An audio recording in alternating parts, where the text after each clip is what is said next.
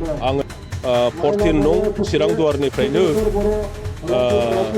Ticket मोनगोन होननानै आसा खालामगासिनो दङ आरो बेवहाय जाहा हाग्रामा महिलारिया गेलेहैनो होननानै मैया डिक्लेयार खालामदों। बे मिन्थिगौ चिरां दुवारनिफ्राय खाम्फा बरगयारिया गसंगोन, ओंखायनो डाइरेक्ट आंजों चेलेन्ज खालामनानै आङो बाहाय गेलेहैनायनि बिथाङा सिद्धान्त लादों। आङो वेलकाम जानायो बिथांखौ आरो चिरां दुवार बाखिया दिनै खाम्फा बरगयारिसो भट होगोन, हाग्रामानो होआ।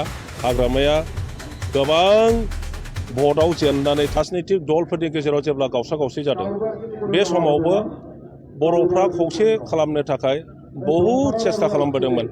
नोङो चरन नार्जारि, समर ब्रह्म चौधुरिमोननि दिनावबो बेखौ नाजाबोनाय जादोंमोन। दा बिटिसि जानायनि उनाव राजनैतिक भाबै जोंनि बर'फ्रा थुब्ला थुब्लि जानायनि उनावहाय बयबो बै समनि नेता सानसुमा खुंगुर बसुमतारिनि खोथाखौनो बुङो, नोङो इउजि ब्रह्मनि दानि मन्थ्रिनि खोथाखौनो बुङो, रबिराम नार्जारिमोननि खोथाखौनो बुं, चन्दन ब्रह्मनि खोथाखौनो बुं, इमानुएल मुसाहारि, रिहन दैमारि, खाम्फा बरगयारि, हाग्रामा महिलारि बयबो सेस्था खालामदोंमोन, नाथाय जायाखै। बावैसो जि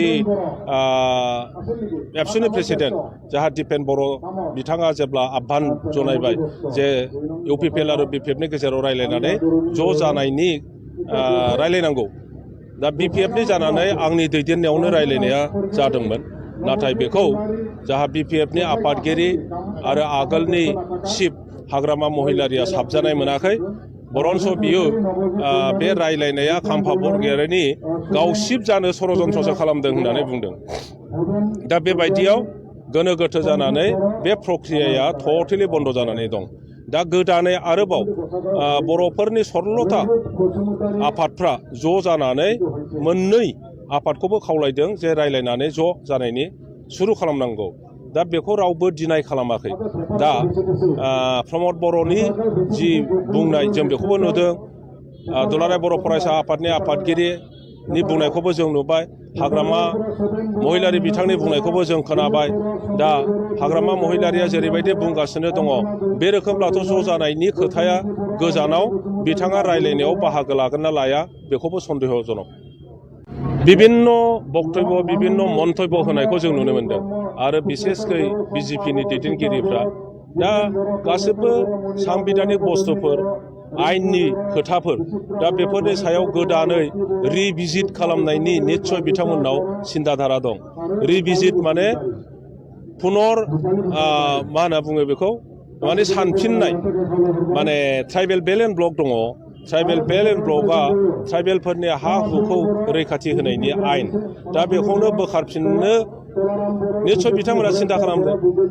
6 सिडिउला जाहैबाय बड'लेण्ड आन्दलनखौ मोनसे समाधान खालामनो थाखाय बे बड'लेण्डखौ बानायनाय जादों आरो 6 शेड्युल 6 कनस्टिटिउसननि बेखौ एप्लाइ खालामनाय जादों। दा बे शेड्युल 6 खौ एप्लाइ खालामनायावनो सोरबाया जेलास जादों जे बे मानसिफोरनो, बड'लेण्डनि मानसिफोरनो बांद्राय राजनितिक क्षमता होनाय जाबाय, ओंखायनो बेखौ उथायनांगौ होननानैबो निस्सय बिथांमोना सानलायलायदों, बायदिसिना बायदिसिना। ओंखायनो बिसिडिसि सिमबो नांदों। बिसिडिसि माने ग्राम पन्सायत। बे ग्राम पन्सायत नङाब्ला जोंनि ग्राम्य ओनसोलाव, बिथुरुवा ओनसोलाव मबे एजेन्टनि दारै खामानि मावगोन? भारतनि खना खनला जेरावबो ग्राम पन्सायत दङ, पन्सायती राज इन्स्टिटिउटआ सोलिनानै दं। जोंनि बड'लेण्डआवल' मानो गैया? बेखौ बन्द खालामनायनि खोथाखौथ' बाद हो, जोङो बेखौ दा कनस्टिटिउसन एमेन्डमेन्ट खालामहोनानै पन्सायती राज इन्स्टिटिउटखौ भारत सरकारा 6 सिडिउल एलेखायावबो एप्लाइ खालामनाय जाबाय होननानै गनायहोनोथो कनस्टिटिउसनखौ एमेन्डमेन्ट खालामनांगौ होननानै जोंनिफ्राय बुंनाय जादों। एडमिनिस्ट्रेटिभ रिफर्म कमिसन भारत सरकारा दादोंमोन, बेनोबो जों होबाय। एडमिनिस्ट्रेटिभ रिफर्म कमिसनाबो भारत सरकारनो दाखिल खालामबाय, रिकमेन्डेसन होबाय जे बड'लेण्ड 6 सिडिउलाव पन्सायती राज इन्स्टिटिउटखौ एप्लाइ खालामनांगौ होननानै। निस्सय आं गसंगोन। आङो 14 नं चिरां दुवारनिफ्रायनो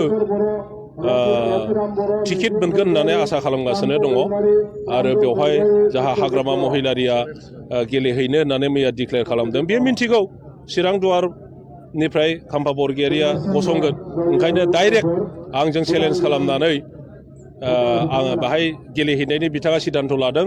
आङो वेलकाम जानायो बिथांखौ आरो चिरां दुवार बाखिया दिनै खाम्फा बरगयारिसो भट होगोन, हाग्रामानो होआ।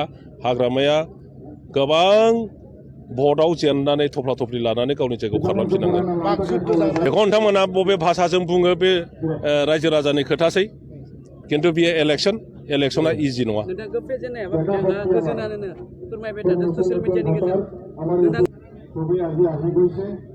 आंखौ पार्टिकुलारलि बेखौ जादों बियो एकदम पार्सनेल लादों व्यक्तिगत लाथारदों बिथाङा नुदों जे खाम्फा बरगयारि थांनाय लोगो लोगोनो बिपि बा बिराद दुरबल जाबाय गावहा आरो समर्थक माने एसिस्टेन्ट गैयै बायदि जादों आगदा आखाइ आगसि आखाइ गैयै बायदि जादों बे मानसिया आरो गावनि पथना निसिथ जाबाय बेखौ बियो अनुभब खालामनो हादों ओंखायनो दा आंनि प्रति एकदम मा होनना बुङो बेखौ खुब गाज्रि मुड लानानै आंखौ फेजेनथारनो होननानै निस्सय ओंखारदों आंबो रेडि बेनि थाखाय हाग्रामाखौ बोरै फेजेननांगौ बियो रायजो राजाखौ लानानै आंहा दङ